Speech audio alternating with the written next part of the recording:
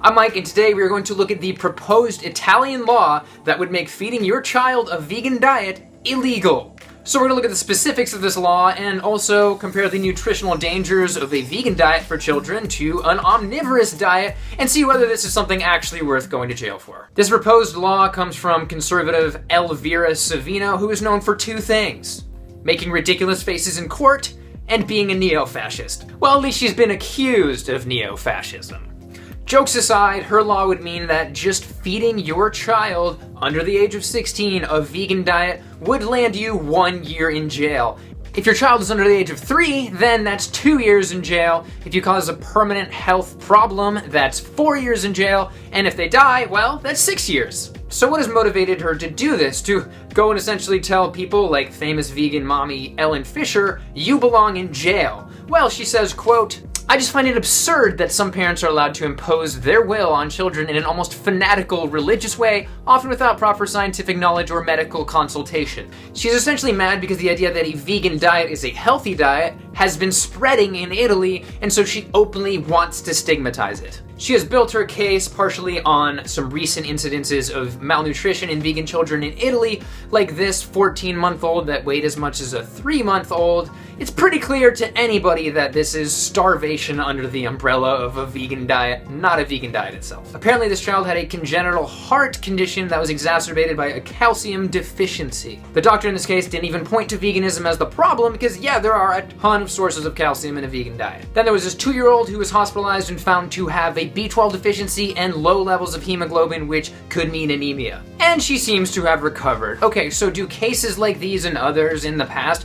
mean that a vegan diet is dangerous and should be illegal for children? No.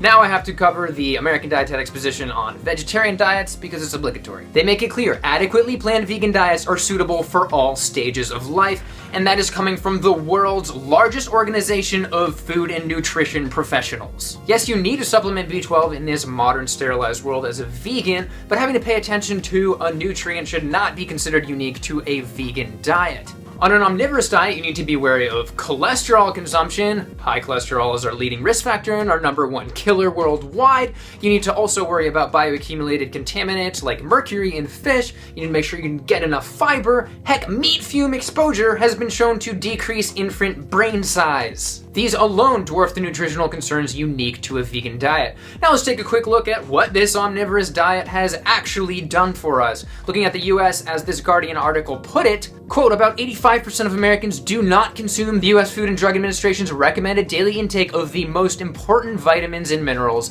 necessary for proper physical and mental development." And when talking about particular nutrients in children, quote, "More than half of American children do not get enough vitamins D and E, while more than a quarter do not get enough calcium, magnesium, or vitamin A." Should we put all the parents of these children in jail just as a precaution? Because that's what Mussolini wants to do. And this isn't even covering what children are consuming too much of, like McDonald's, other fast food, and processed foods in general, but that's not really a concern for her. And when talking about child safety, it's worth looking at a few diseases in particular, like gestational diabetes, which is essentially type 2 diabetes while you are pregnant. It has reached 200,000 cases each year in the US. It risks seizures for the baby, excessive birth weight, and increases their chance of getting type 2 diabetes later on in life. And large population studies have observed up to 68% less type 2 diabetes in vegans than their omnivorous neighbors. Now looking at obesity, do I need to convince you that the 20% of children that are between 12 and 19 that are obese will benefit from going on a vegan diet, or are vegans too fat and too skinny now? Finally, let's look at childhood cancer. There are 16,000 new cases of this each year in the US.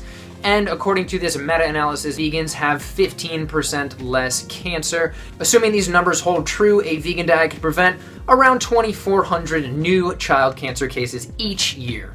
If I'm not mistaken, Mrs. Savino, I think that cancer is considered a permanent health problem. That's 4 years. The point is the risks of feeding a child a vegan diet are far outweighed by the benefits. I would go as far to say that Miss Savino is hypocritical here. When you are vegan, you are not feeding your children a class 1 carcinogen like the processed meats such as prosciutto that Italy loves so much. Yeah, she feeds her 7-year-old a class 1 carcinogen, but not too much. You know, I would say there is a positive side to this, though, and that is that her ideas are being perceived as so radical that even non-vegans are saying, "You're crazy." But it's still hard to gain acceptance. There can be 10,000 cases of nutritional deficiencies in omnivore children, but if there's one in a vegan child, that's what you're going to hear about. It's a bit like that vegan woman that died when she was climbing Mount Everest. You heard about that, but you didn't hear about the vegan that climbed Mount Everest the day before. These isolated vegan failures make people feel validated in their ways which are being increasingly challenged. As Ms. Savino said, people are beginning to believe that veganism is healthy throughout Italy. In the end, it is the prevailing dietary habits that are failing children, not veganism. Yes, it is possible to feed your child an inadequate vegan diet, just as it is with any other diet. It is not unique to a vegan diet. But that is Savino's assumption, that is her bias, and until she can somehow manage to prove that a vegan diet's nutritional inadequacy leads to a larger increase in nutritional deficiencies in vegan children, I have faith that the Italian government will not pass her laws. So to vegan parents, I have to say, make sure your child gets enough calories from a variety of plant foods, takes B12, and that way we can prevent more fodder for Ms. Savino's anti-vegan campaign from coming into existence. In conclusion, the risks of feeding your child a vegan diet are far outweighed by the benefits. Ms. Savino should stop feeding her 7-year-old child class 1 carcinogens and drop her law altogether because it's ridiculous. Alright, that's it for today. Thank you for watching, like and subscribe, and see you next time.